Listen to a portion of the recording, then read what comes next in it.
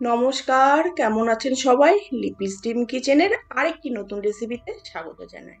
আমরা তো অনেক ধরনের বড়া খেয়ে দেখেছি, কিন্তু আজ আমি বানাবো মুগ ডালের বড়া। এই রেসিপিটা সম্পূর্ণই নিরামিষ। আপনারা কিন্তু এই রেসিপিটা ঝটপট তৈরি করে নিতে পারেন। তাহলে চলুন দেখে নিই আমার আজকের রেসিপি। সবার প্রথমে নিয়ে নিয়েছি মুগ ডাল, আর আমি এখানে ব্যবহার করছি সোনা মুগ ডাল। একটি বাটির মধ্যে নিয়ে নিয়েছি 200 গ্রাম পরিমাণে মুগ ডাল। ভালো করে জল দিয়ে ধুয়ে নেব 3 থেকে 4 বার। ধোয়া হয়ে গেলেই জলে ভিজিয়ে রাখতে হবে। এই ধরুন প্রায় 1 ঘন্টা। 1 ঘন্টা হয়ে গেছে আর মুগ ডালটাও কিন্তু ফুলে ডবল হয়ে গেছে। এখন আমি জল ঝরিয়ে একটি মিক্সির বাটির মধ্যে দিয়ে দিয়েছি, আর দিয়ে দিচ্ছি 1 ইঞ্চি পরিমাণে আদা।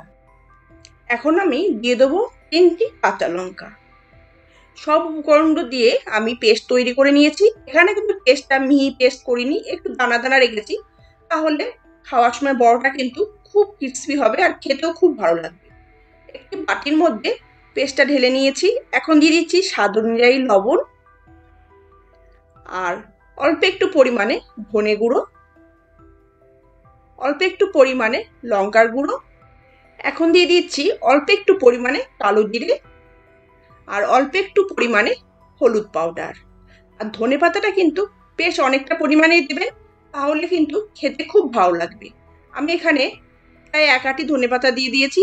সব উপকরণগুলো দিয়ে ভালো করে মেখে নিচ্ছি।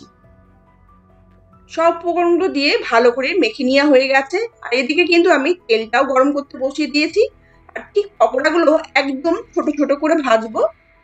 তাহলে চলুন ঝটপট পকোড়াগুলোকে ভেজে নিই। এখানে আমি পকোড়াগুলোকে তেলের মধ্যে ছোট ছোট করে দিয়ে দিচ্ছি। আর অবশ্যই কিন্তু যখন দেবেন গ্যাসের আঁচটা কিন্তু মিডিয়াম ফ্লেমে রেখে পকোড়াগুলোকে ভাজবেন। তা নাহলে বাইরে থেকে কিন্তু পকোড়াটা ভাজা হয়ে যাবে, কিন্তু ভেতর থেকে কাঁচা লাগবে। আমি এক একবার 5 থেকে 7 মিনিট করে ভেজে নিচ্ছি, অবশ্যই গ্যাসের আঁচটা মিডিয়াম ফ্লেমে রেখে। আপনারাও কিন্তু এই রেসিপিটা করে দেখতে পারেন, আশা করছি খেতে খুব ভালো লাগবে। এখানে আমার পকোড়াগুলো ভাজা হয়ে গেছে। এখন একটি প্লেটের মধ্যে পকোড়াগুলোকে তুলে রাখছি, আর আওয়াজটা দেখে বুঝতে পারবেন কতটা ক্রিস্পি হয়েছে।